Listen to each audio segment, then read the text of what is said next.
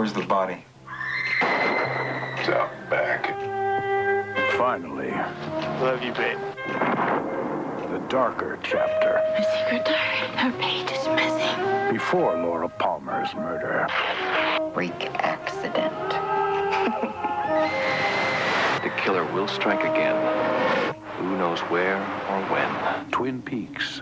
Fire Walk With Me. Rated R.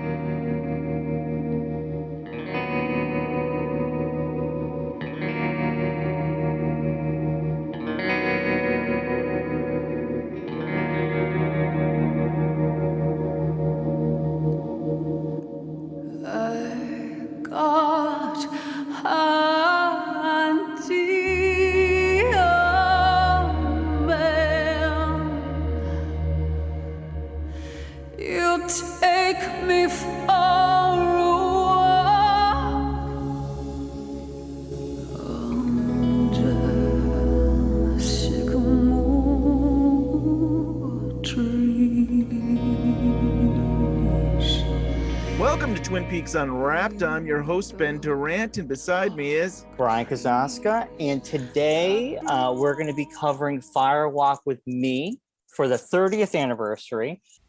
Fire Walk With Me. Teresa Banks and the Last 7 Days of Laura Palmer. We're going to have the unseen players coming in and doing this episode, part 1. We're going to have 6 scenes. We'll be back with a part 2 with another 6 scenes. Today's panel, we are going to have Emily Marinelli from the Twin Peaks Tattoo Podcast, and the man with 2 first names, Colin James from the Cream Corn in the Universe, a Twin Peaks podcast. These two are brand new in the Twin Peaks podcast scene, and it's so awesome to have you guys on the panel today. How you guys doing? Doing great. Thanks so much for inviting us in. I'm so excited to talk about Fire Walk With Me and you know, deleted scenes and unseen things. Yeah, it's great. And maybe we can talk about tattoos a little bit too if you want. And I'm still just astounded that I'm actually able to talk to you both on this side, because I just spent so much time listening to you all through all your episodes. So I'm still just trying to let this all sink in on my end. That's awesome. It's great to have you guys on today's show. This is kind of a big episode for us. We're all big fans of Fire Walk With Me. I think it's probably my favorite Lynch film. I still consider it a standalone film. That Eraserhead and this one are like my top favorites. And Ben, I know this is like one of your tops. Oh yeah, it's up there with Lost Highway. With Lost Highway. Lost Highway.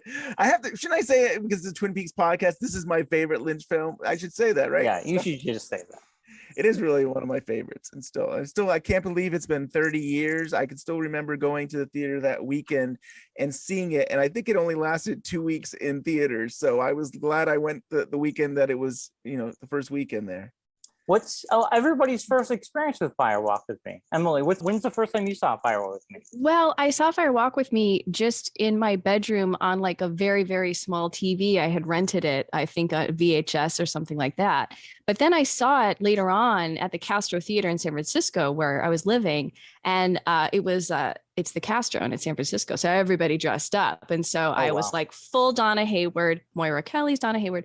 And everybody was lined up and there was someone dressed as Waldo. I mean, it was like a whole spectacular thing. One-Eye Jack's characters. And I remember running into the Castro Theater and getting like a front row seat just so I could be there. And I was by myself because none of my friends wanted to go. So I was there by myself, full Donna. And then afterward, I was kind of feeling alone and the movie is so intense to watch. And I was feeling a lot of emotions. And there was a girl wrapped in plastic at the stage. And she motioned me, come up. And we just started kind of like doing the like kicks together, like they do at the picnic kicks. And she was wrapped in plastic. So the plastic was kind of like making it where she couldn't kick very well. And then her boyfriend came up as James and handed me a beer and she was like, chug a lug, Donna. And so then I like drank it was just a really cute moment. So that's what I think about when I think about Fire Walk With Me. That's cool. For my first introduction, I actually managed to watch through the entirety of the original series without realizing there was a movie. And I watched on Netflix at the time, and I was like, oh, it's a shot in the dark. Maybe season 3 is on Netflix. And so I type in Twin Peaks, and then it says titles related to Fire Walk, and they're like, what's this? And I actually thought it was like a documentary about the original series just off the title. So I go on IMDb like, wait, there's a movie like about Laura? As like, well, yeah, I mean, I know how it ends, but Lynch is back on board, so I'm all for it, because I was one of those people that was a little critical on the rough patch of the season 2. So I was just happy that Lynch was able to have his like uncompromised vision. And I genuinely didn't realize that this would be like the movie that would actually make me the fan I am now, just because Shirley's performance just like moved me in a way that I didn't expect. It was like something I thought about for like actively probably for weeks, if not months after that. Yeah, It's that's haunting. awesome. Yeah. I think my first time seeing Fire Walk with Me might have been, I watched by myself for the podcast, and then we got to see it in the theater a couple of years ago. And we're hoping it will come back to the theater for the 30th anniversary. We only have a few weeks though, so I mean, well, want it for August here. Yeah, I did see. I mean, I don't know when this is out. When we're recording, it's a little bit earlier. I did see a theater in California, I believe, they were showing a film version of it. Which when we saw it in the theater, it was a Blu-ray version. We had asked, and they said that was just from Blu-ray. So it would be great to see the film version of it. So all the grain. Yeah, I want to see all the grain. I want to see Catch on Fire maybe at the end. Really, really have the whole experience.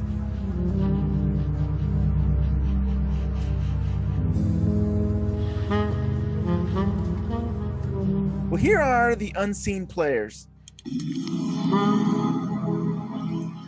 Hi, friends. It's Wild Bill Abelson. 30 years ago this month, when this film made its American debut on August 16th at the North Bend Theater for the first festival, it was total sellout. They crammed me into the spare projectionist's booth. It was 105 degrees in that sweat box. Talk about fire walk with me. Well, in our alleged present, I'll be narrator for Lil's scene and Philip's scene. Then I'll play Harold Smith, Man from Another Place, and Fisherman Pete. Hi, I'm Julia Rollo, and I'm playing the narrator and Josie. Hi, my name is Aaron Cohen, and I'm playing Special Agent Dale Cooper and the role of the narrator. Hi, this is Bob Clear. You can also call me KlierRobert. Today, for this episode, I'll be reading parts for Stanley, Leo, and Jerry. Hi, this is Blythe Elise Horman. I'll be playing Cole in Scene 1, narrator in Scenes 5 and 10, and Laura in Scene 6. Diana Stavroulakis. Hi, I'm Robin Lynn Norris, and I'll be playing Sylvia Horn and Carl Rod. Good evening. My name is Chris Matthews. I will be providing the voices of Deputy Cliff in Scenes 2 and 3, the bellhop in Scene 4, the narrator in Scene 6, and finally Johnny in Scene 11. Hi, this is Marcel Fraser. I'm going to be playing Sheriff Cable, Ben Horn, and Big Ed. Hi, I'm Peter Holland. I'm playing Leland and also doing some narration. Hello, this is Andy Bentley. I will be playing the Gordon Cole, Sparky, and a Sheriff Truman. Hi, I'm Yvette Zepfel, and I will be reading narrator from Scene 8, and because I'm secretly in love with him, Albert from Scene 4. Hello, my name is Maya Adkins, and I will be playing Jeffries and Laura. Hello, fellow Twin Peaks fans. This is Becky Plant, and I am playing Donna, narrator, and Laura. Hey, this is Joyce Picker, and on this podcast I will be playing Laura Palmer, Nadine Hurley, and the narrator of Don't Forget Johnny Horn's birthday today.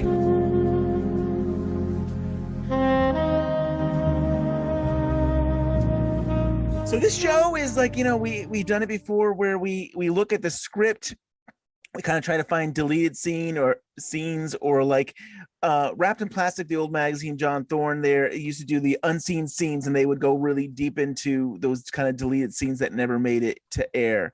So that's what this is. We're covering Fire Walk with Me. And yeah, I'm excited to get into this. And this will be really fun. Have you guys for your podcast really discussed Fire Walk with Me much? Or I mean, I I've listened to your podcast, but I don't know that format. Your format isn't like you don't cover every episode. Every show could be something different, right? Yeah, that's right. Yeah. So for me, I just talk to people about their Twin Peaks tattoos and what it means to them, what their ink means to them. And so sometimes Fire Walk with Me comes up depending on what we're talking about, especially with like blue rose tattoos, which of course I have one. I love blue rose tattoos. It does come up. So I interview folks and ask them questions about their tattoos, what it means to them, what their experience with Twin Peaks is, the personal side of it, right? And then sometimes we nerd out about theories and MST3K and other stuff, which just happens. And then whatever themes come up in our conversation at the beginning of the episode, I tell a little personal story related to it. So that's the format for me. How about for you, Colin? Yeah. And for me, I actually, in late June, I actually did record a episode. It's called Laura Palmer and Her Last 7 Days. And it's focused explicitly on everything from the 1 year later until the angel scene. So I have that aspect of Fire Walk Me Down. I'm just waiting for the 30th anniversary to put that out. And it just seemed like it was like the only time I really could put an episode out like that. And I'm actually really happy with how it turned out. But as for everything else with Dear Meadow and Philip Jeffries, I've yet to get around to that, but I have written a lot down about a lot of those characters in that time.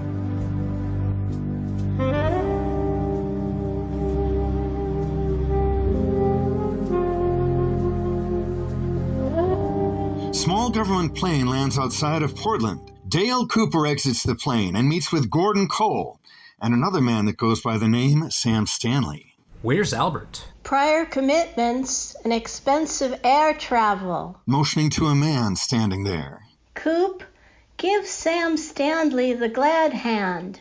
He's come over from Spokane. Cooper and Stanley shake. It's a pleasure. I've heard a lot about you. Sam's the man who cracked the Whiteman case. Congratulations.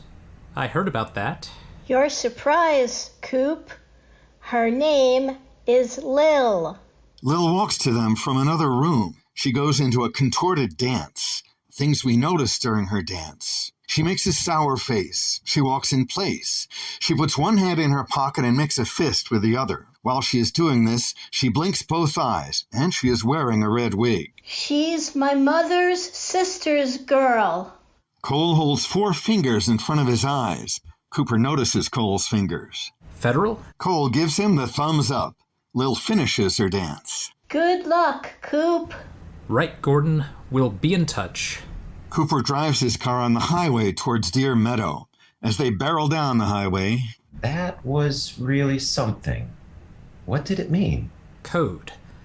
Gordon and I have put in a lot of time together. Code. I've heard a lot about this. It's a sort of shorthand.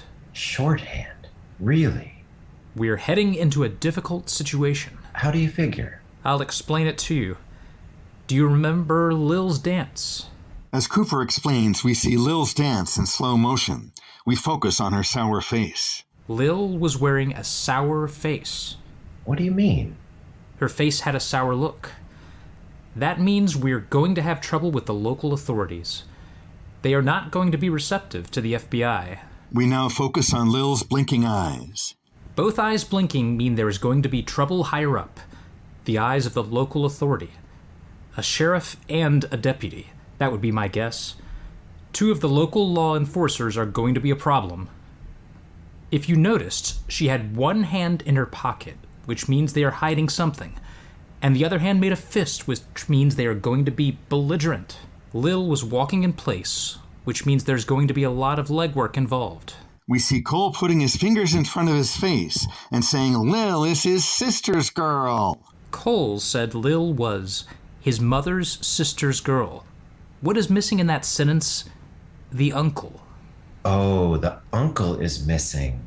Not Cole's uncle, but probably the sheriff's uncle is in federal prison. So the sheriff has got an uncle who's committed a serious crime. Right. Which is probably why Lil was wearing a red wig, meaning we are heading into a dangerous situation. Let me ask you something, Stanley. Did you notice anything about the dress? The dress she was wearing had been altered to fit her. It wasn't her dress, or she must have lost some weight. Gordon said you were good. Stanley rides along quietly for a while. What did Gordon's tie mean? That's just Gordon's bad taste. Why couldn't he have just told you all these things? He talks loud. I see. He does talk loud. Gordon would not have sent us to Deer Meadow without thinking it was a high-priority situation. It must be a high-priority situation. Cooper's car continues down the highway. What are your thoughts on this, Emily? Well, Lil is probably like one of my favorite characters in Fire Walk with Me. So I'm always excited to hear about Lil. And the major kind of differences is like, right, where's the blue rose? Like, where's that conversation? It's not there. And so, what is that? Is it not written yet? What is the omission? I don't know. Maybe we could talk about that. Because for me, Lil is not just wearing it, but she's like the holder of the blue rose. Like, she has weirdness and secrecy about her, and she represents what is not known. And so that's an important piece. And also the different color thread that Stanley talks about in the film, meaning drugs, is also not there, which I think is such an important link with Teresa and Laura. So those were the big highlights for me. And, I love the Gordon's tie is just bad taste line. I like little funny, the film is so intense and so hard to watch. Any of those little glimmers of humor for me really work. So that really lifted up. And I thought that the players did a great job of making it so. Oh, also the MO, the modus operandi. I was missing that. I love that part. So yeah, those are some of my thoughts. I guess to build off of that, not only is there not a blue rose mentioned, but the red wig is explicitly stated. And Lynch is very deliberate with color. So, obviously red is like a more nefarious color, at least from my interpretation. So I always thought it was interesting that he shifted from red to blue to focus on this scene. And I was also thinking that I do think the joke of the Gordon's tie being bad taste, but I do wonder, like, theoretically, if that was left in the script, if Lynch would have added like a layer just with the tie in of itself. And I guess the other one is that I also view Cooper as being a little less sarcastic than Desmond. Mostly the sour look, where the delivery is because I always feel like that with Desmond, he always like kind of thinks less of Stanley, like he's just kind of low-key annoyed with him. Yeah. But Cooper seems like he wants to level with him and just just try to be on the same page with him. And I guess, sorry, I have to bring this up, but I do wonder if the scene in any way does reaffirm John Thorne's theory about Agent Desmond, where it's like this is him, like Cooper's first adventure of going through Deer Meadow, and then Desmond would be the dream aspect of it. Mostly working with the first draft of the script, and in that original draft we had Kyle MacLachlan for the whole movie. So you have Cooper. So it is kind of fun. I remember reading this thinking, I don't know if I could buy Cooper in this because we're so used to Chet there. But when Aaron is performing this, it's like, wow, I do see Cooper could be in this place, and he is chummy with Cole, and I could see it working. But it's funny how it wasn't until actually hearing it I could say, okay, I see how it could have been Cooper all along. Yeah, I feel like a multiple universe, a different universe, I would love to see this movie with Kyle MacLachlan in Fire Walk with Me.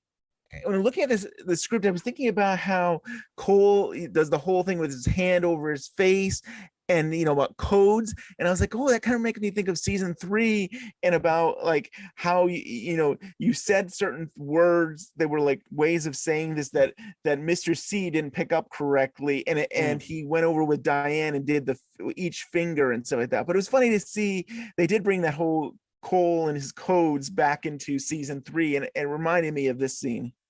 Yeah, with Tammy. Yeah, the whole finger stuff. Right. And if the Blue Rose was, if say Kyle MacLachlan had done this film, would the Blue Rose cases not exist? Would the return be completely different? Would it would kind of change the future of Twin Peaks, I guess. Yeah. So was the Blue Rose really put in there to get rid of Chet? Because like we just needed you for the first half hour, and now we can get rid of you. And yes. But his magical disappearance, is so important and interesting. And for me, I just did a rewatch, and every time when Coop comes in finally, about half an hour in, into that Philadelphia office, I just take a breath, like, oh, right, Coop, and that's like a dramatic moment. And so I don't want that to change. I mean, I like thinking about Cooper. It is a multi-universe imagining, but I like love Desmond. I love what Chris Isaak is doing in the show. I want more Chris Isaak. Wait, where is he in The Return? Let's get Chris Isaak up in here. But that moment of taking my breath away, of Coop going into the office, that's special. It's so special. It is. I know that first time I saw the movie in theaters, there probably was only like 20 people in the theater seeing this. But just that there was the blue static at the beginning, and there's the music, and when it brings up Kyle MacLachlan, the whole audience crowd was like clapping and loud. I mean, they were excited just to see his name. So yeah, you're right. There's such a moment just when he finally comes into the film.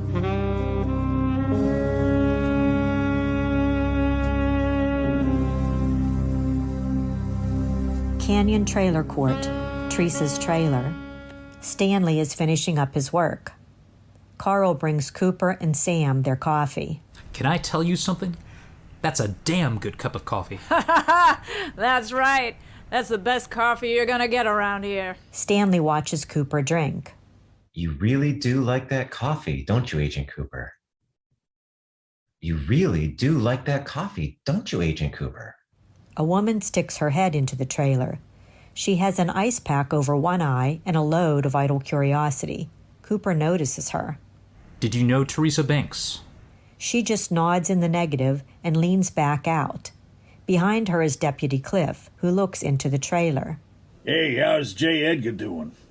Bet you appreciate them busting your morning half, eh, Carl? Bet they woke you up. They're only doing their job. What are you doing here in the trailer court, Deputy? Maybe I just live here. What do you think about that?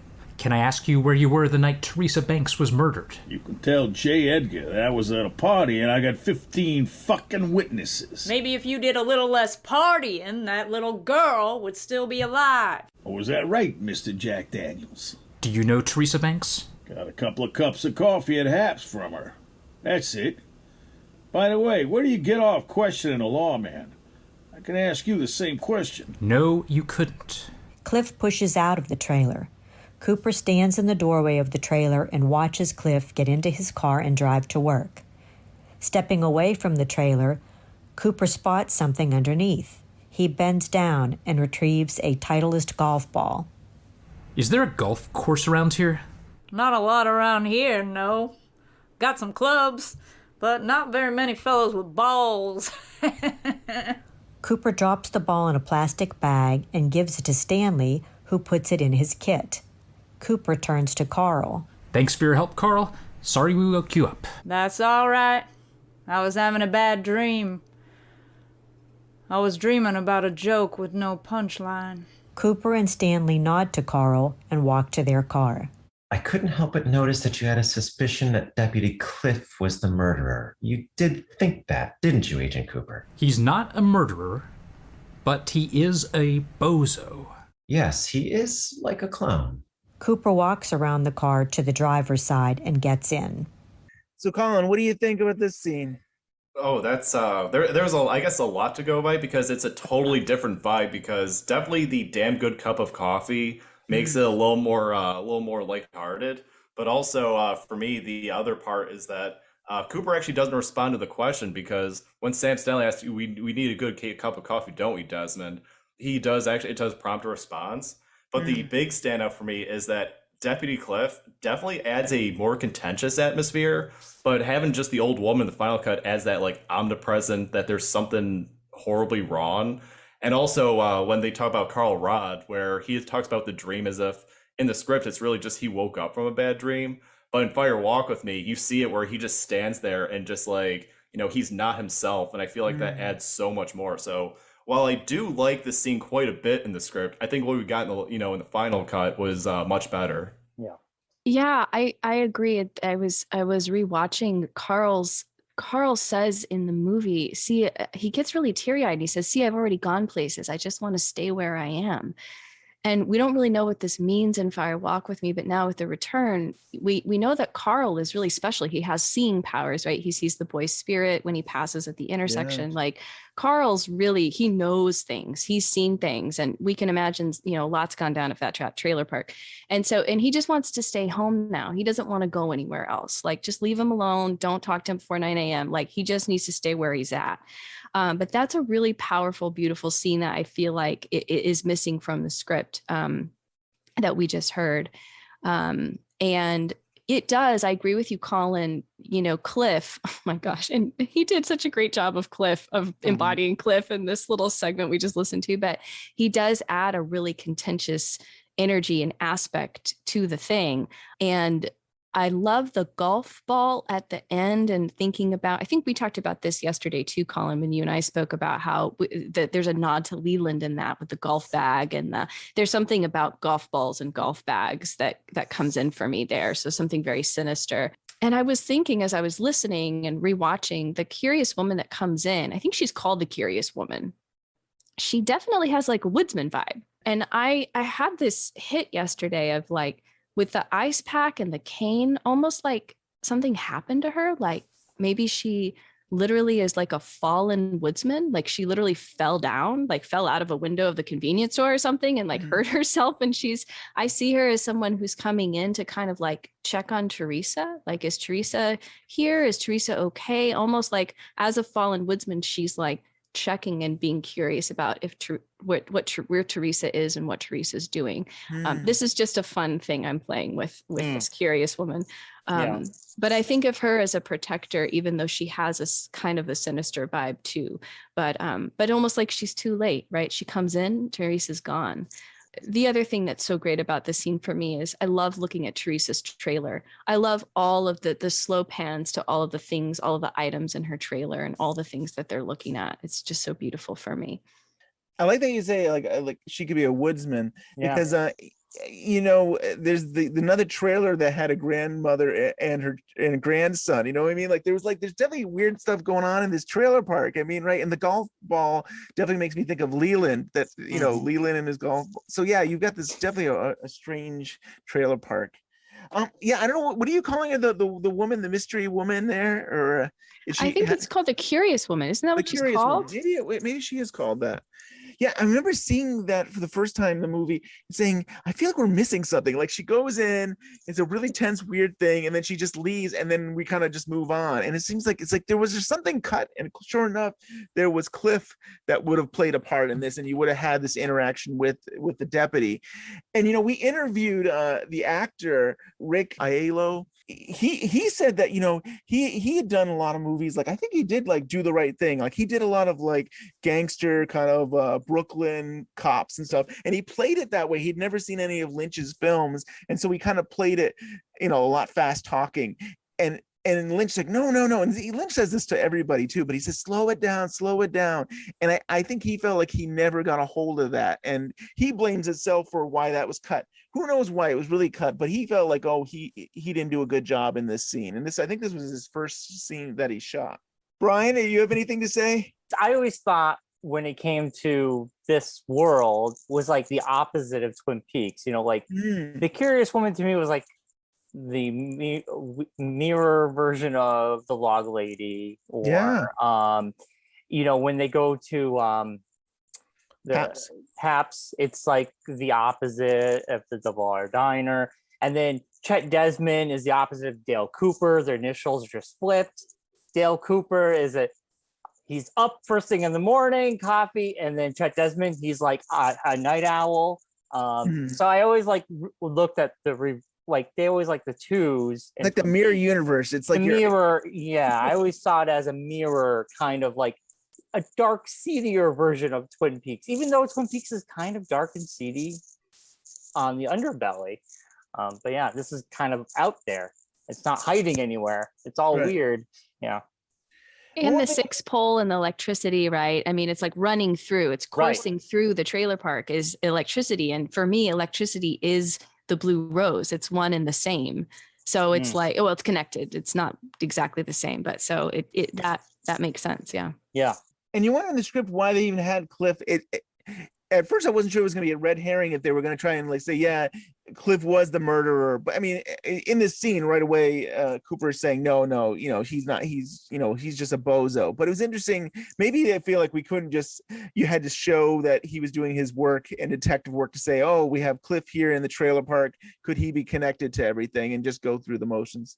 Okay, no, the thing is that I should have actually kind of guessed that Cliff would have been a little more essential at one point, because in that scene when Cooper goes to the Fat Child trailer park in the movie, he talks about going to Deputy Cliff's trailer, but it's almost like so redundant that it's almost like it wasn't even worth mentioning. It's not a bad or good thing. It was kind of an off thing of like, I don't know how many times I watched like, oh wait, I guess Deputy Cliff lives here type of moment. Yeah, good point.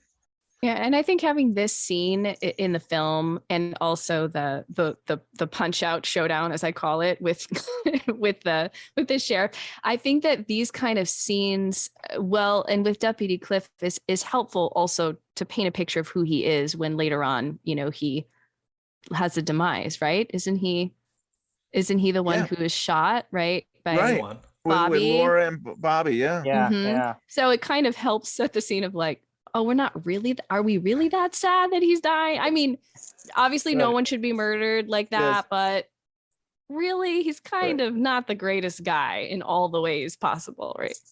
Mm-hmm. In the original series, Donna found out that Bobby had shot somebody, and it's like, well, he was a bad guy anyways. He wasn't a nice guy. But Tom, you mentioned the fight scene, so I think we should go into that, the unseen fight scene. Instead, again, it's Cooper here doing the fight with Cable. Wait, Ben, is this the Scott Ryan reenacting the fight scene? He does have a video. No, Scott's not involved. When we went to the festival, Scott Ryan reenacted it. I forgot a few times. Every time he goes to the festival, if he has the chance, he will reenact it. We were at the spot. We went through the whole that place is a house. We actually toured the house. We went outside, and Scott Ryan and someone else did the whole fight, and Scott Ryan, he pretended to be Sheriff Cable. Like, it was a whole thing. It was pretty cool. Good times. Yeah.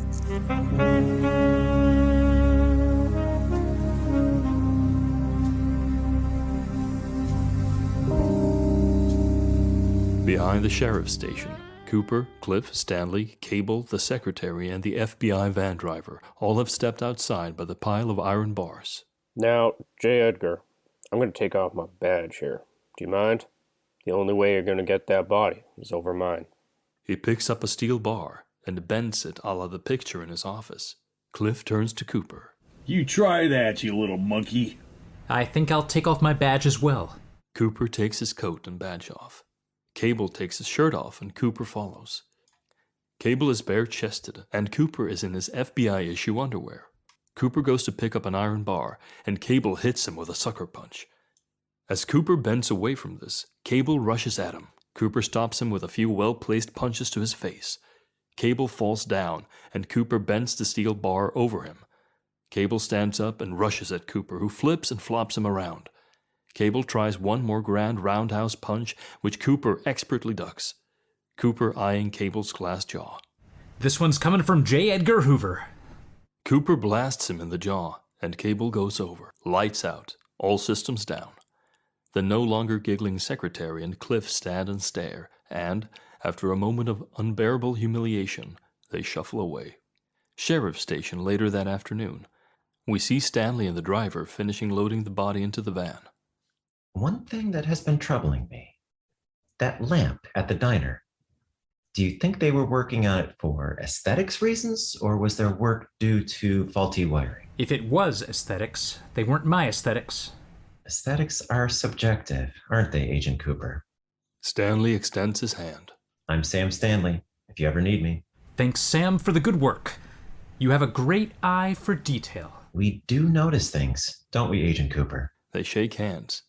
As he enters the van, Cooper can barely make out what Stanley says as he points to the driver. $3,000. We see the river near Deer Meadow.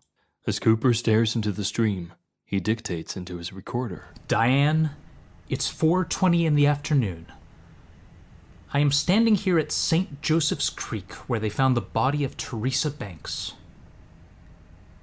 Diane, this case has got a strange feeling for me. All the roads lead to a dead end. I've just sent Sam Stanley back to Portland with the body of Teresa Banks. As sure as I am that we won't find any clues here, I am just as sure that this is not a one-time murderer. The letter below the fingernail gives me the feeling that the killer will strike again. But like the song says, who knows where or when? What do you think, Emily? What do you think of this scene? Oh, it's so good. Aesthetics are subjective. Oh, come on. It's like Lynch and Frost are like, see, you can love it, you cannot love it. The art will speak for itself and you decide what you want to do with it. It's such a macro meta commentary. In the film, it's the lamp is, he's actually asking about the blue rose, right? So the lamp, he says, do you think they were working on it for aesthetic reasons or was there work? There's something that's bothering me or on my mind. In the movie, it's the blue rose. So, but again, that for me is that link, like the electricity and the faulty wiring is the blue rose. So there's that link of what is mysterious or what is unknown, what is unexplainable, what's out of nature is also related to electricity. So I see that again too. But that macro moment about aesthetics is that's like my favorite part of this that I wish was in the film because it's so good. The fight, I'll just say briefly, and then I'll turn it over to Colin.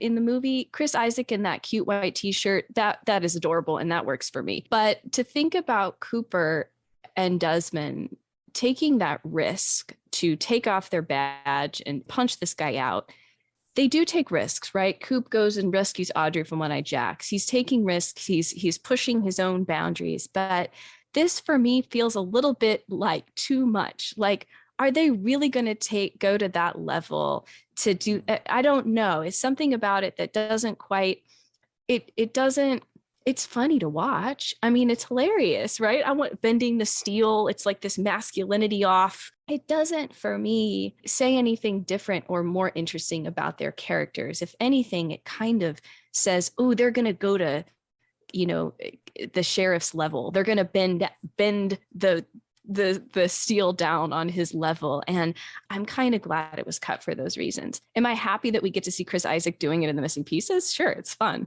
But I'm okay with it not having made it to Firewalk with Me. But those are just my thoughts. I guess to continue on with the Cooper versus Cable fight, the one thing I thought was interesting is that, at least the way they have in the script, it seems like Cooper's more precise and a little more prompt with taking down Cable. So that was something I thought was interesting, because in the Missing Pieces, it seems like Cable gets a few good blows on Desmond, and then he finally gets the upper hand.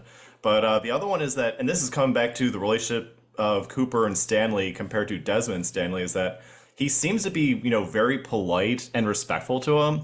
And all I could think of was that scene in the pilot when Cooper sees Laura's body, he says, "Oh, take this to Albert. Don't take this Stanley. Albert is more on the ball about it." And it's just kind of strange is that like Stanley is very strangely perceptive, and it seems like in the pilot he's kind of just like doesn't think as highly of Sam Stanley.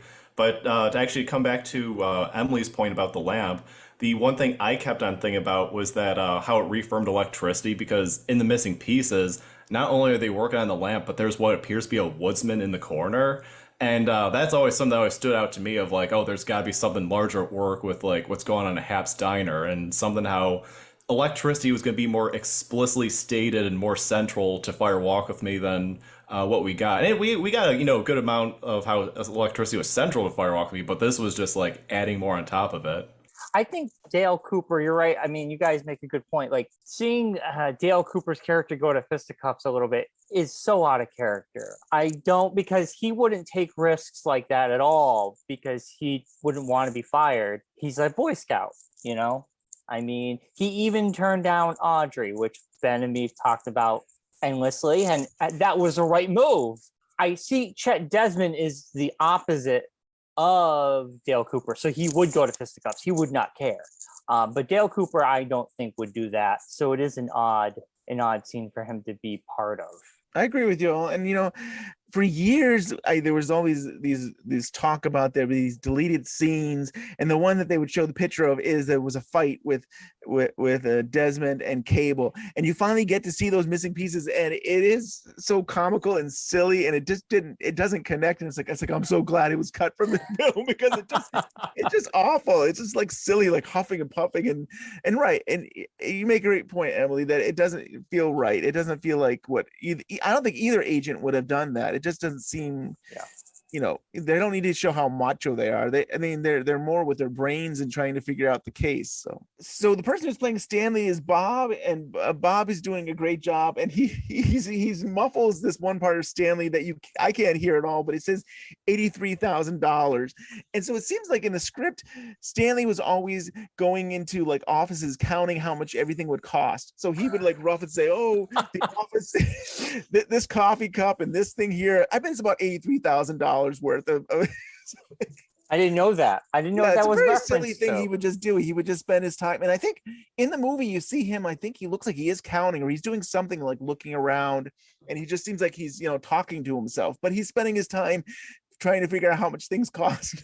I love it. I didn't know what that was. I'm really glad you explained that. Yeah, that makes a lot of sense. He's extremely observant. He's really tracking all of the little intricate details of everything. And I love, he's in his head. He's so nerdy and great. I just love that character so much. And I think Kiefer Sutherland does an amazing job. He does. He really does.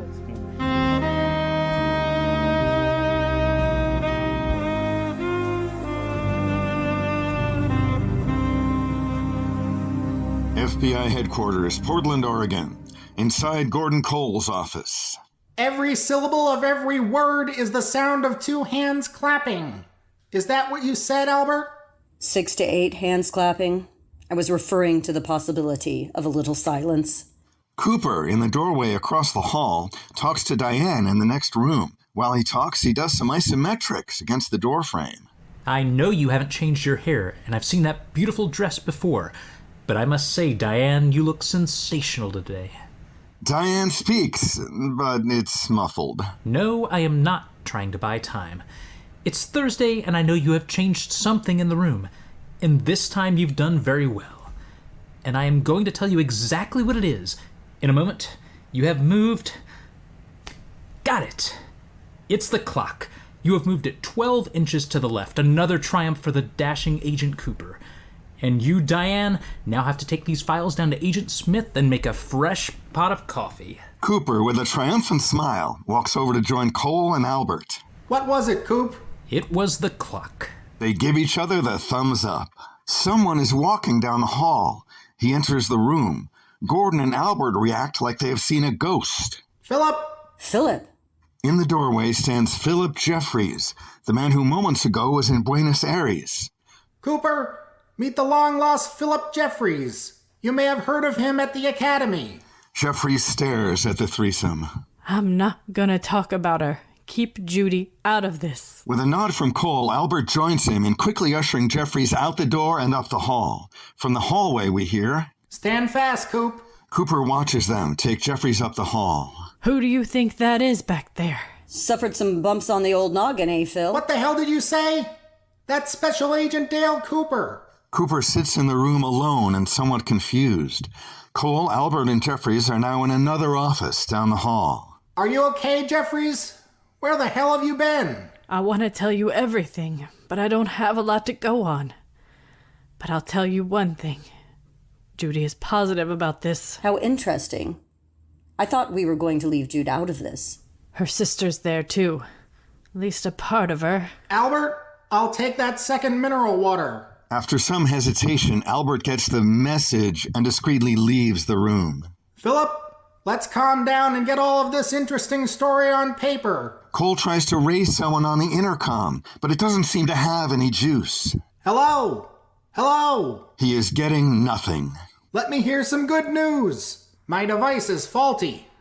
Where the hell is the sound in this thing? Mayday! Hearing May, Jeffries turns and stares at a calendar on the wall. May? Jeffries still staring at the calendar. It is 1989. Cole is still trying to get the intercom to work. What, am I alone? Cole turns back to Jeffries, but there is no one there. Jeffries is gone. Albert, come back here. He's gone.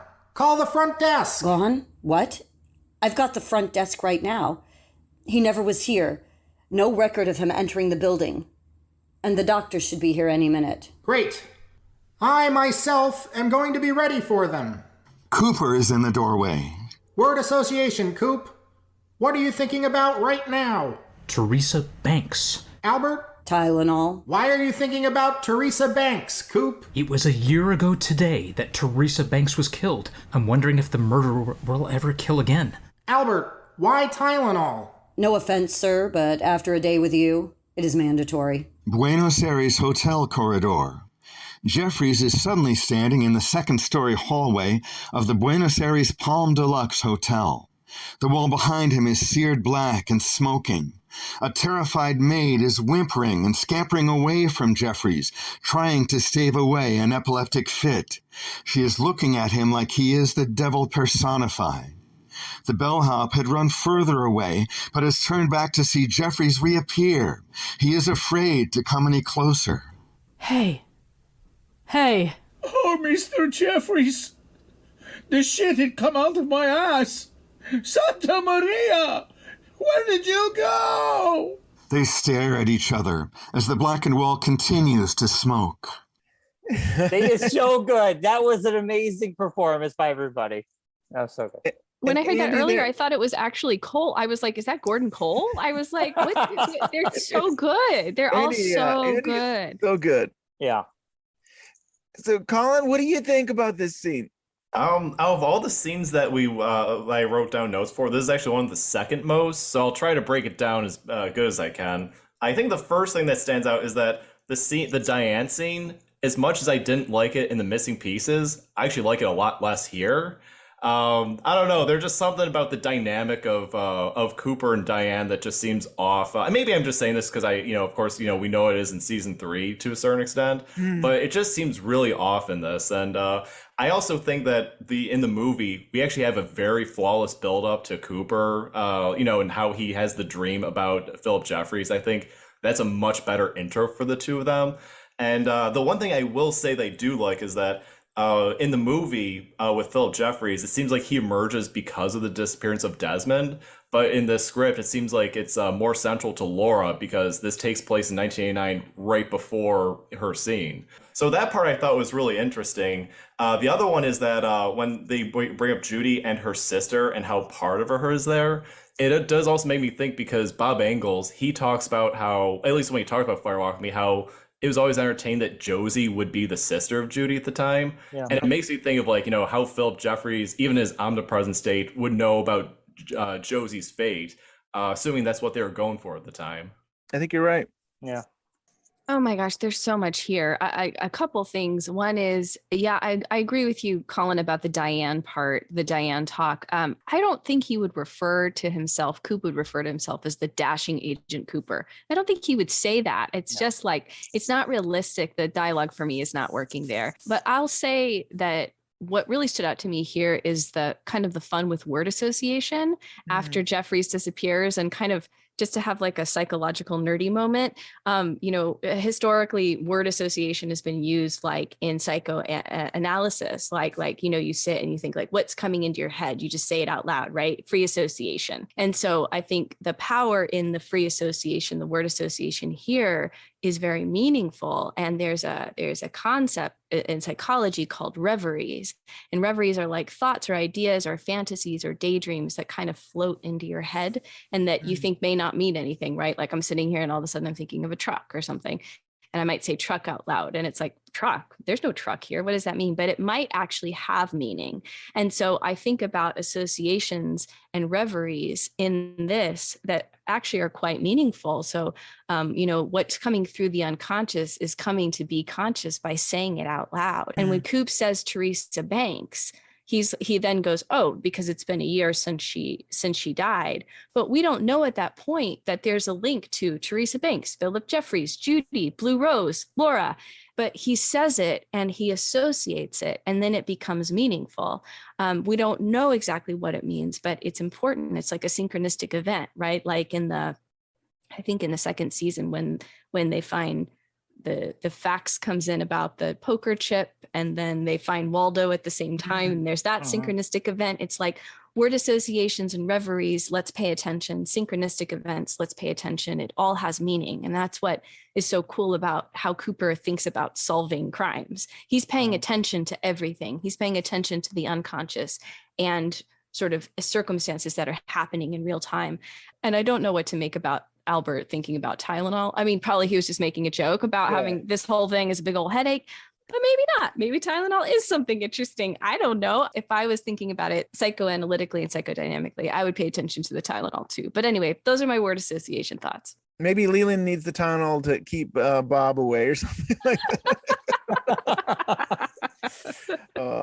I was thinking, I don't know if this is word association, but I think it's in the movie. So Albert and Cooper are hanging out, and Cooper does say that, like, I feel like he's going to kill again. And I think, she's a high school student and she's troubled.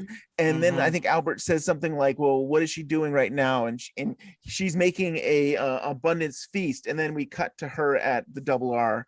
Do you remember that? I mean, it's like that in a way too, that it's his way of connecting unconsciously. And he does that. He pays attention to everything. And that's what I think is the power of what Cooper's doing. And also how his spiritual presence. He's only able to do this and to word associate and to tap into Laura making an abundance of food because he's practicing so deeply into his spiritual being. Like he's tapping into that and practicing meditation and hanging upside down. And from he's actively practicing that as part of being an FBI agent. And that's what makes him so good at what he does, in my opinion. Right. It's very true. I mean, a lot of this was in some of the missing pieces and in the film, but it's interesting in the script here that Cooper is asked to stay behind and they're going to go down the hall and it's almost like Albert and Gordon Cole can talk to Philip, but Cooper can't talk to him about this. And it's interesting to see how, I mean, I'm even thinking about how you had a stage. It's like, okay, we're going to go down the hall. And then at one point, I actually thought maybe Gordon Cole was telling Albert to leave because he was kind of getting in the way of the discussion with Agent Jeffries and stuff. And he says, go get me some water and stuff because I need to have this conversation and stuff. But it's always interesting to see what you start off with in a script and then they kind of adjust probably in the second draft and then even maybe getting on stage there and actually performing it.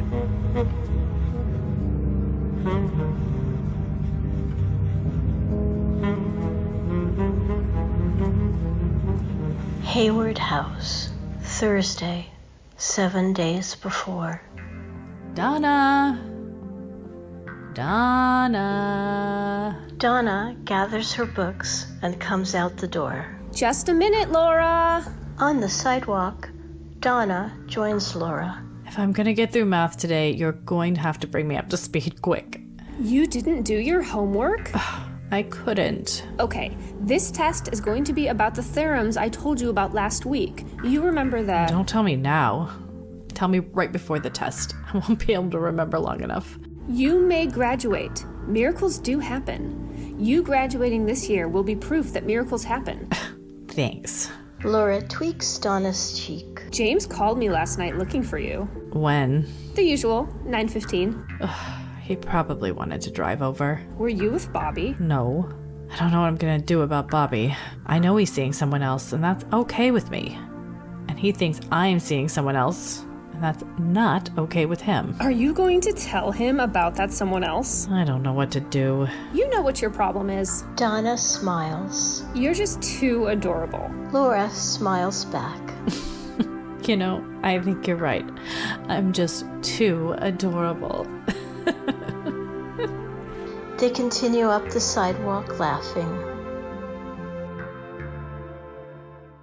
Emily, what do you think of this scene? I mean, I love all the scenes with Donna and Laura in Fire Walk with Me. Not so much in the show, but in Fire Walk with Me, I feel Moira Kelly as Donna and what she represents, which is that kind of innocence that Laura lost, since she was 12, right? When she was starting to be abused. And so I love this scene with them. I think that it's very realistic that at this point, and this is going to get a little nerdy psychological, but at this point in Laura's experience of trauma that has been going on for so many years, it's very realistic that she's not going to remember what Donna says about the math until the moment. She can't actually hold it in her brain because she's so flooded and overwhelmed, and she's in a kind of a out of her what we call like a window of tolerance, which is what her nervous system can tolerate. She's at this point, like, how is she even going to school right now? Do you know what I mean?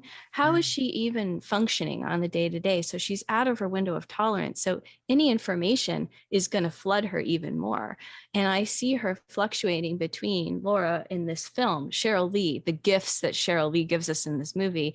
She's fluctuating between being overly anxious and overwhelmed and flooded to numbing out, dissociating, kind of checking out. And I think that in her scenes with Donna, and even in this scene, she's kind of performing as if she can function in the world, but she's really checked out. She really can't focus at school. She actually can't. Physiologically, psychologically, she's not able to do that. And so I really like this scene. And, you know, I was sad that it wasn't in the movie, because I think it really works. Yeah. I don't know if I have a better answer than that, but what I will say is that I think what we get in the movie, like, because, you know, we see with Cheryl Lee, she is incredibly expressive with her eyes, where I feel like there's so much more that's said about her and Donna's relationship that's so much more in, like, their general silence towards school than the script did. So I think I hone in on more so just, like, how Cheryl Lee uses silence. But the other one is that I did like the idea that she talks about how she knows Bobby was with someone else, because, you know, I know that's somewhat late in the secret diary that I think not only does she know, but she knows it's Shelley even. And it's actually kind of nice to know that even if Laura can't really share everything with Donna, that she will share this with her. And I also do like how she does call out the hypocrisy that Bobby has this kind of stones from glass houses sort of thing of, like, she's okay with it, you know, him doing his thing, but he's, like, very, I guess, just hypocritical. You know, it's just very insecure. And just to add to that, I think, too, that she can't talk to Bobby about anything about James because, I don't think she can tolerate it, like, because of what's going on for her, but also Bobby's her drug dealer. And at this point, drugs and substances are the things that she's using in order to actually keep going through her day. So if she loses Bobby in some way, she loses her ability to function in this last week of her life. So it's actually impossible for her to risk losing Bobby in any type of way. That's interesting. This is kind of like a thing that we have discussed, Ben and our friend David Bushman and Scott Ryan, and we always talk about this. What do you guys prefer? Do you guys think that Moira Kelly, I think she's my favorite Donna. And I guess the conversation, the debate has always been around the fact that, is she the perfect Donna for this movie? Or is she the perfect Donna that should have been in all of Twin Peaks? I think she's a perfect Donna for this movie, but I almost prefer the actress portraying Donna in Twin Peaks. I know we don't have that, but I kind of wish we did. I don't know what your thoughts on that at all. Well, actually, for me, I actually do bring this up in my Laura Palmer episode, is that I view Moira Kelly, it's almost like, because when I watch Fire Walk With Me, I view that we're looking at Twin Peaks explicitly through her eyes, where it's sort of like the idea that trauma and memory, they don't go quite hand in hand. I think that she views her friendship with Donna and Donna herself as a certain purity, and that, you know, what she sees is totally different than, you know, what other people see. And there's a trickle down effect. And this is kind of how I kind of iron out some of the, I guess, continuity errors, if you will, that it's all in Laura's head and enough of it is right, but it's not completely there. So for me, like, I think the fact that we have Moira Kelly's Donna, it actually makes Laura Flynn Boyle's Donna even stronger because of that. Just because there's the two dynamics that from what Laura sees versus what she is. Well, I really like that, Colin. That's a very cool take. Yes, that helps me because I historically am very, like, not Laura Flynn Boyle, like a cheerleader for her, but because I'm like Team Moira Kelly all the way. I think about it in terms of archetypes. I think about Moira Kelly as the innocent archetype in Fire Walk With Me, right? She's the innocent. Mm-hmm. She represents that part of Laura that was lost, that was taken from her as a result of the evil that men do. And then I think of what happens with Donna Hayward and Laura Flynn Boyle in the series, and she turns into the temptress. I mean, she basically takes over what Laura was doing. She literally wears her sunglasses. She starts smoking cigarettes for some reason, right? She does, you know, horrible things, in my opinion, to Harold Smith. She becomes an embodiment of a temptress archetype. And so I think Laura Flynn Boyle actually does that fairly well, which makes me not really like her. So she's doing a good job. Nice. That's great.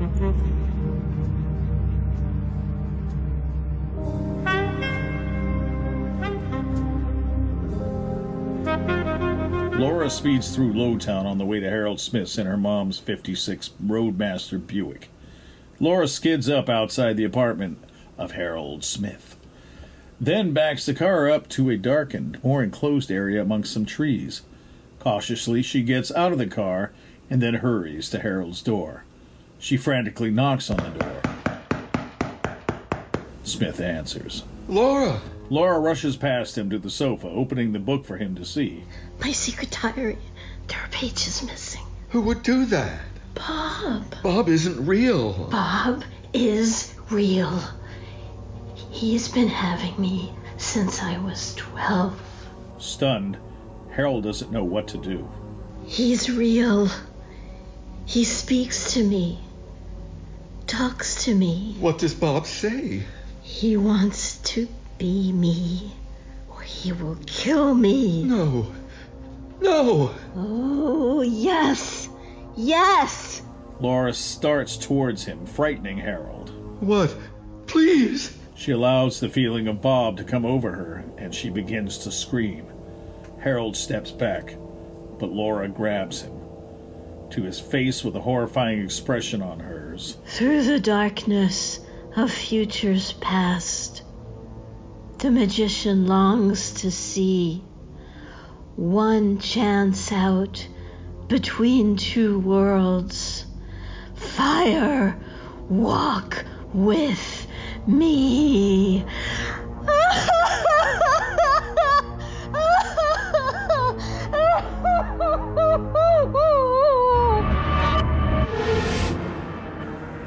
She buries herself on his shoulder.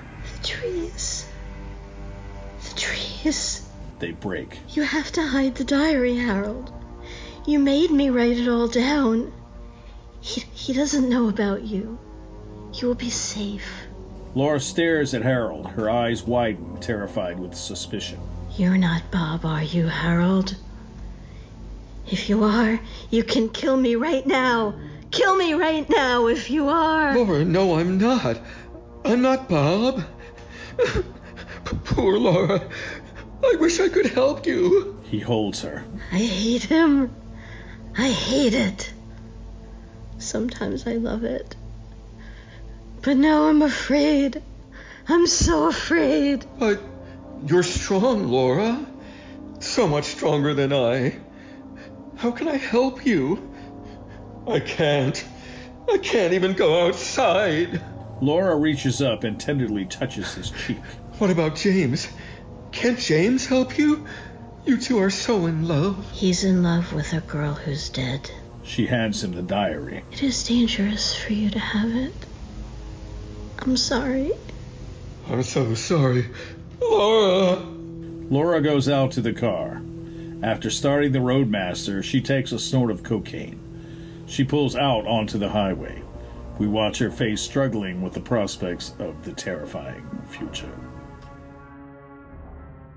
Well, before you guys say anything about that scene, though, I want to say, Ben, great job editing these scenes. The music, especially this scene after Laura with the music and everything, I got chills. I felt like I was watching the movie.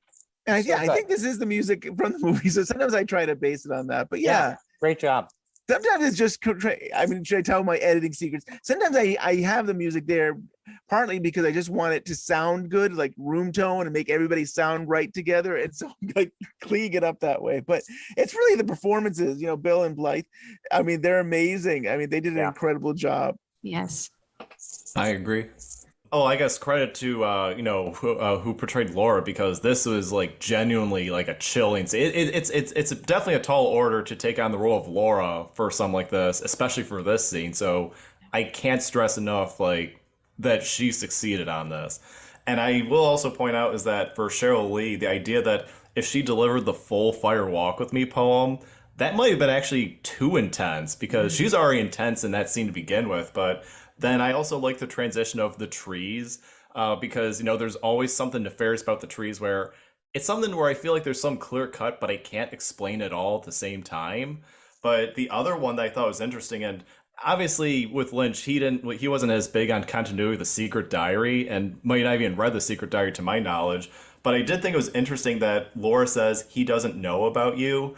And in the Secret Diary, one of the pages that's torn out is when Laura's starting to explain who Harold Smith is. And we don't know anything beyond that, but I always thought that regardless if Lynch, whether he read the diary or not, that there was like an interesting point for me that's always stood out to me.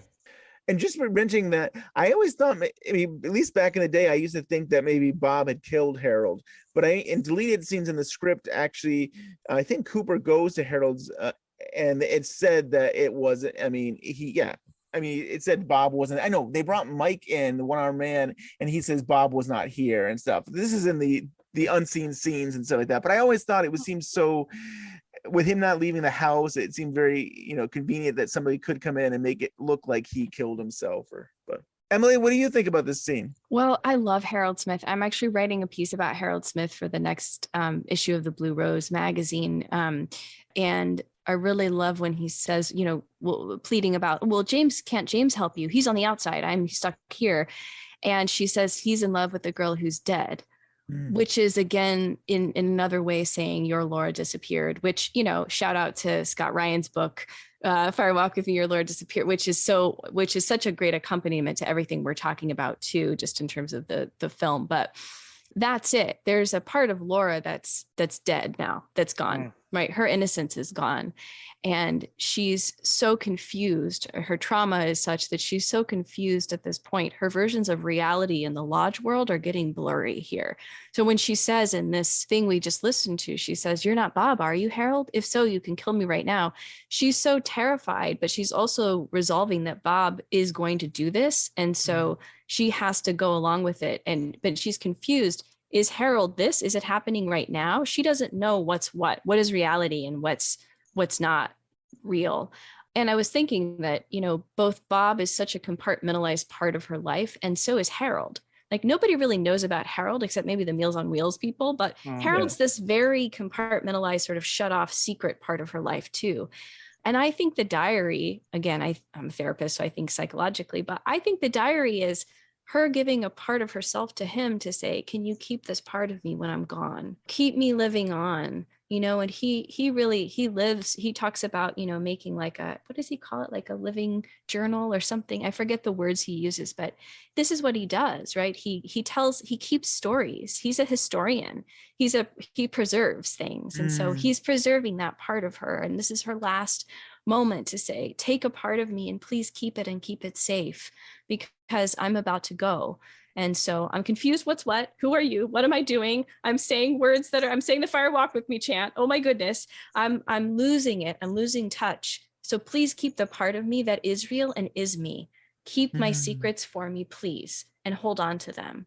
And I love that. And I love that about Harold. And yes, Harold's got some problems and, whatever else. But for those reasons, I think this scene is really important. And I also love Lenny Van Dolen. Can we just give a shout out to him and rest in peace, because he had just recently passed too. But he does such a great job in the film and in the show. Emily, talking about Harold, holding on to Laura's diary, it made me think about the second season and like him being so upset when James and Donna tries to steal that diary. And by you saying that, it was even more powerful, because he that was like maybe his last thing he could do for Laura. Was he can't leave the house, he can't help her in any way, but he can take care of her, something that meant a lot. So that's a nice touch to think now, looking back at second season. It wasn't that he was trying to hold on to secrets or that it was that he was doing something bad. It was really that he cared about Laura and that he thought he could take care of it, her diary.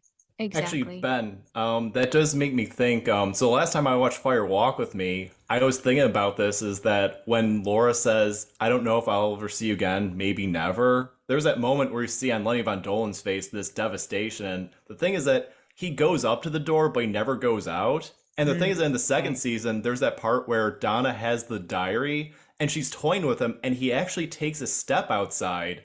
And it made me think, I was like, that really, to me, that shows how loyal he was to, Laura or any friends he could come across, because if he could make that extra step to protect her secrets, that says something tremendous about Harold Smith. Absolutely. Yeah. And I'm so glad you brought up Scott Ryan's book. I mean, this is the perfect time that he has his Fire Walk with Me, Your Lord Disappeared book, which he covers all these deleted scenes. He does a great job of it, and it's that and so much more. I mean, it's a wonderful book, and I definitely would recommend, if you want to celebrate the 30th anniversary, you should pick up his book at bluerosemag.com.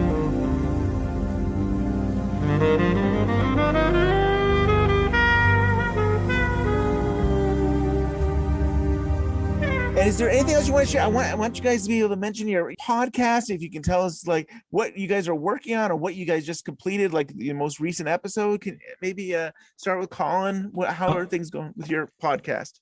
Honestly, it's been a really busy week for me. So actually tomorrow at the time of this recording, I actually have my first interview, which is actually with Amy Shields. How I got that is just absolutely, I'm still shocked by. But Congratulations, also, that's awesome. Yeah. Thank you. And then I have a couple other just traditional episodes. And by the time this episode comes out, I'll have the Laura Palmer and her last 7 days with Aaron of Paranormal Princess. That one's like an hour and a half long because there's just a lot to unpack with Laura scene by scene in it. And I think she did a great job of like what her viewpoint was. So that I'm absolutely looking forward to. As for the podcast itself, you can find me on stuff like Facebook, Instagram, Twitter. Type it in Creamed Corn in the Universe. And with Twitter, you just put @YouStoleTheCorn. So yeah, no, it's if you ever can, if you like the idea of a character-based podcast where it's a different co-host each week, it would mean a lot if you gave a follow. And Emily, can share with us about your podcast and how people can follow you? TwinPeaksTattooPodcast.com, and I'm on Apple, iTunes, and what is it called? SoundCloud. And I've had some amazing talks with folks in the community about their Twin Peaks tattoos. I've got Laura Stewart's coming out in August. Laura Stewart, who's just an incredible writer. And I've had a chance to interview folks like Lynne Freefall, who's a British tattoo artist and tattooed people at the UK Twin Peaks Fest, and also happened to be in a Star Wars movie. And other folks in the community, friends who, if anyone is interested in talking to me about their tattoos, just hit me up. I'd love to have a conversation. You don't have to be sort of someone who's a published academic about the topics. You can just be someone who loves Twin Peaks and wants to talk about it because it's about your story. And so we share stories, and I've had a lot of wonderful stories. I'm going to be interviewing Rachel, who runs Tweeds in North Bend, and just amazing, amazing folks. I just had a great talk yesterday, actually, with Andy Bentley, who did some of the voices here and who's really been on Unwrapped before, and who's really awesome and has a lot to share. And so, yeah, come find me, come talk to me about your tattoos, and think about, what would be your Fire Walk with Me tattoo?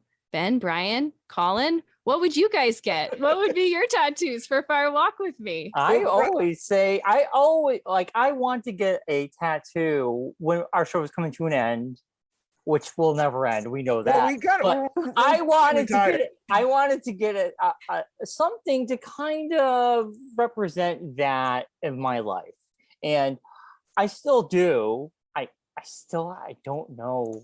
You suggested something to me. I'm the one that's having trouble with tattoos, but tell them what you had suggested. Well, originally, I don't know. I think about something all the time, and I thought it was the owl symbol. Yeah, but I feel like a lot of people have that, and I'm like, that's so special. It is for me. But like the thing is, with a tattoo, you're like, it's gotta, you gotta be happy with it. So I go back and forth, and then when I see stuff online, I'm like, oh my God, that's cool. And then I'm like, I don't know. I eventually want it to happen. I just can't make up my mind. So yeah, nice. I know. What would I like if I did want to get a tattoo? I'm trying to think. There are some beautiful tattoos. I love the owls and yeah, there's so many cool like Twin Peaks things that you could have. Yeah, on there. I don't know. I've seen Laura Palmer tattoos they've done. There's so many beautiful ones. I don't know. I'd have to think a lot more about that. You want to get Sheriff Cable like in a punching position? Anything but that. With his hoops up. I got it, guys. I got it. I know what I'll do. I'm gonna get Scott Ryan his face tattooed on my back. I know. Wow. That's it. Scott Ryan, and he's going to be bending cable. Oh my god. That is the best answer I've heard. That's absolutely, you have to do it now. Yeah. We're gonna see. Scott's gonna love that. He's gonna love it. I don't even know if I can go with that. Like, no one can top that. Yeah, even if Emily said, there's no way my answer could be better.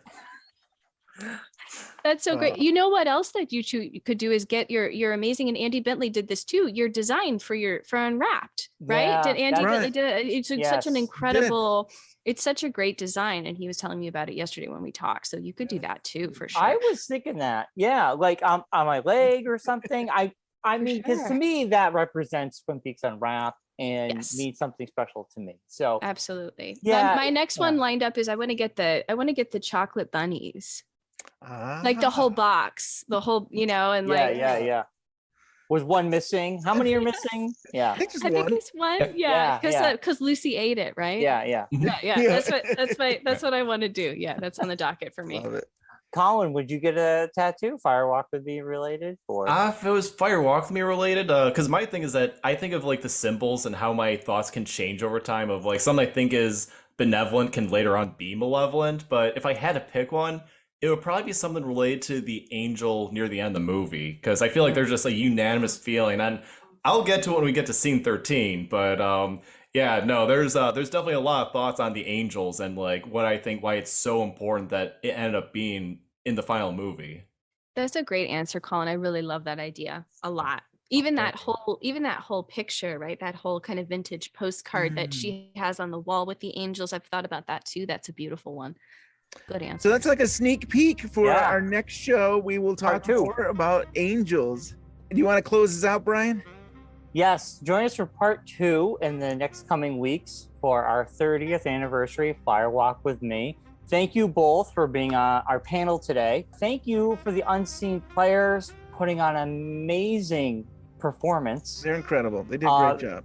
Ben, I mean, the music, the editing, chef's we couldn't do it without the unseen players. They're the ones that make it work. So they did an incredible job. I think I challenged some of them. I mean, we had people playing, different changing gender roles and stuff, which I love that. I mean, anybody can play anybody, right? They did a great job.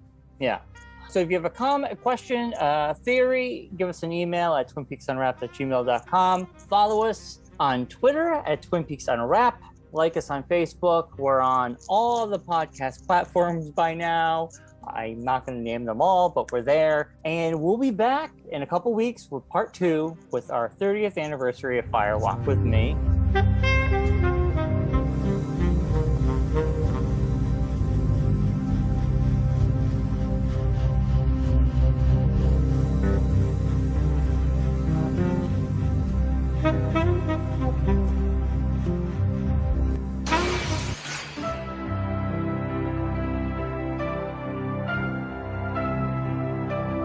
Diane, I have a strange hunch. Is the murder of Laura Palmer really the end, or just the beginning? In any case, I am absolutely certain that the key to the solution of this riddle is hidden within this film.